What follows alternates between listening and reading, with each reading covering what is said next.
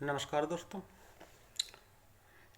Rajesh Muzaffarpur सर्रा YouTube channel में आप सभी का स्वागत है। अगर आप चैनल पे नए हैं तो चैनल को सब्सक्राइब जरूर करें और वीडियो पसंद आए तो वीडियो को लाइक करें, शेयर करें और उसमें कमेंट करें। तो आज हम चलते हैं बुद्ध के कुछ ज्ञान की तरफ। तो पहला टॉपिक आज ये है, बुद्ध और उनके पहले के दार्शनिक, बुद्ध, वेद और वैदिक ऋषि। इसमें आता है वेद क्या है। वेद मंत्रों यानी स्रोतों, ऋचाओं या स्तुतियों के संग्रह हैं। इनका पाठ करने वाले को ऋषि कहते हैं। ये मंत्र इंद्र, वरुण, अग्नि, सोम, ईशान, प्रजापति, ब्रह्मा, महादि, यम तथा अन्य देवताओं को सिर्फ स्तुतियाँ और प्रार्थनाएं हैं। यह प्रार्थनाएं दुश्मनों को परास्त करने, उनके विरुद्ध सहायता प्राप्त करने और धन का खजाना प्राप्त करने के लिए हैं। ये भक्तों से भोजन, मांस और सुरा की भेंट स्वीकार करने के लिए हैं। वेदों में दर्शन अधिक नहीं है, लेकिन कुछ वैदिक ऋषि दार्शनिक ढंग की निराधार काल्पनिक बातों को अपनाए हुए हैं। उनमें प्रमुख थे अघमर्षण, प्रजापति, परमेष्टि, बृहस्पति, अनिल, दीघात्मा, नारायण, हृदयगर्भ तथा विश्वकर्मा। इनके चिंतन, विचार, दर्शन के मुख्य विषय और समस्याएं थी। संसार की उत्पत्ति कैसे हुई और संसार को कौन चला रहा है, अलग अलग वस्तुओं की उत्पत्ति किस प्रकार हुई, यह संसार किससे उत्पन्न हुआ और किसमें विलीन हो जाएगा। अघमर्षण का कहना था कि संसार की उत्पत्ति का मुख्य तत्व ताप है। तप से नित्य नियम और सत्य की उत्पत्ति हुई है। इन्हीं से रात, तमस, अंधकार की उत्पत्ति है। तमस से जल की उत्पत्ति हुई और जल से काल की। काल ने सूर्य तथा चंद्रमा पैदा किए।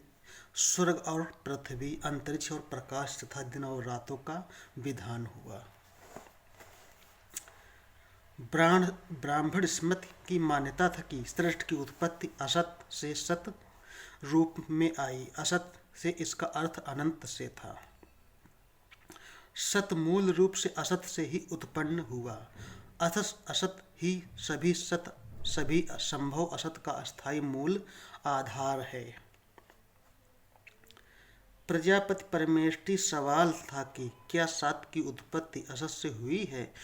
उसका विचार था कि यह सवाल प्रासंगिक नहीं है, जिसका विषय से कोई संबंध नहीं है। उसके मत के अनुसार जगत का मूल आधार जल है। मूल तत्व जल है जो न सत में आता है और न असत में। परमेष्ठि ने यह जड़ तत्व और चेतना को लेकर कोई विभाजन रेखा नहीं खींची। उनके अनुसार किसी कारण जल ही अलग अलग रूप का आकार ग्रहण करता है। उसने इस विश्वव्यापी इच्छा शक्ति को कर्म नाम दिया।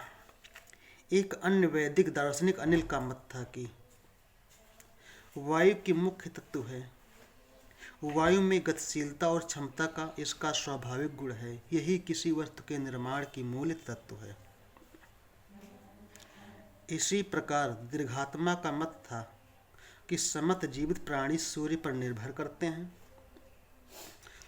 सूर्य थामा गया है और अपनी प्रकृति और स्वाभाविक शक्ति से घूमता है। सूर्य किसी भूरी शक्ल के पदार्थ से बना है और वैसे ही विद्युत तथा अग्नि की निर्मित है। सूर्य, विद्युत और अग्नि से ही जल बनता है और जल पौधों का बीज अंकुरित करता है। नारायण के मत के अनुसार पुरुष ईश्वर ही जगत का आदि कारण है। पुरुष से ही सूर्य, चंद्रमा, पृथ्वी, जल, अग्नि, वायु, अंतरिक्ष, आकाश, क्षेत्र, ऋतुएं, वायु के जीव जंतु, पशु, सभी वर्गों के मनुष्य तथा सभी मानवीय संस्थाओं की उत्पत्ति हुई। सिद्धांत की आधार पर हृदय गर्भ तो परमेष्ठ और नारायण के बीच का मत का था। हृदय गर्भ का है, अर्थ है कि स्वर्ण बीज।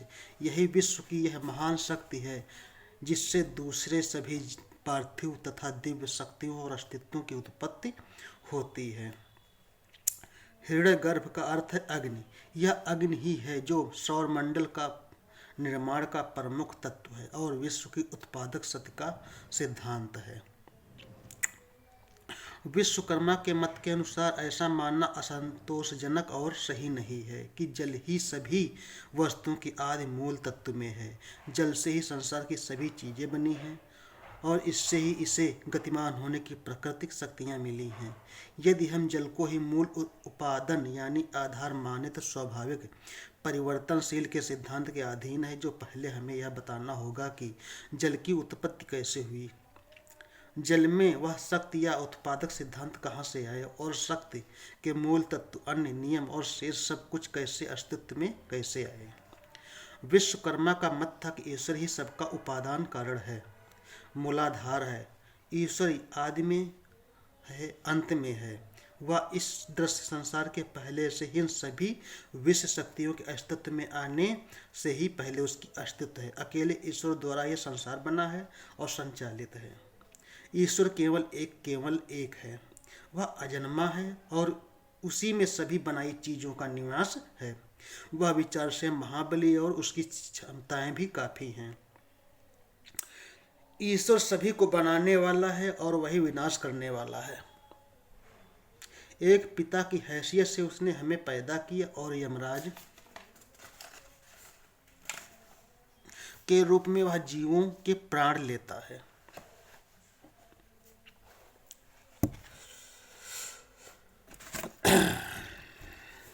बुद्ध ने सभी वैदिक ऋषियों की ज्ञानी और आदरणीय नहीं माना। उन्होंने केवल 10 वैदिक ऋषियों को सबसे प्राचीन तथा मुख्य मंत्र रचयिता माना है, लेकिन उन मंत्रों में उन्हें ऐसा कुछ भी नहीं दिखा जो मानव के नैतिक उत्थान में सहायक हो। बुद्ध की सृष्टि में वेद रेगिस्तान के समान बेकार थे, इसलिए बुद्ध ने वेद मंत्रों का बहिष्कार किया और उन्हें इस योग्य नहीं समझा कि एक उनसे कुछ सीखा या ग्रहण किया जाए। इसी प्रकार बुद्ध को वैदिक ऋषियों के दर्शन में कोई सार दिखाई नहीं दिया।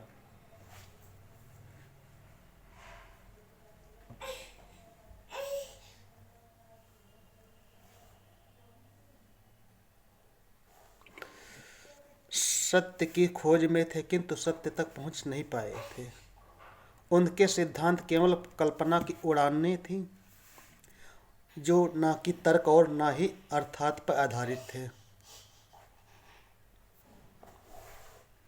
दर्शन के क्षेत्र में उनके योगदान में किसी भी सामाजिक मूल्य और सरोकारों की बात नहीं थी, इसलिए बुद्ध ने वैदिक ऋषियों के दर्शन को बेकार जानकर उन्हें अस्वीकार किया।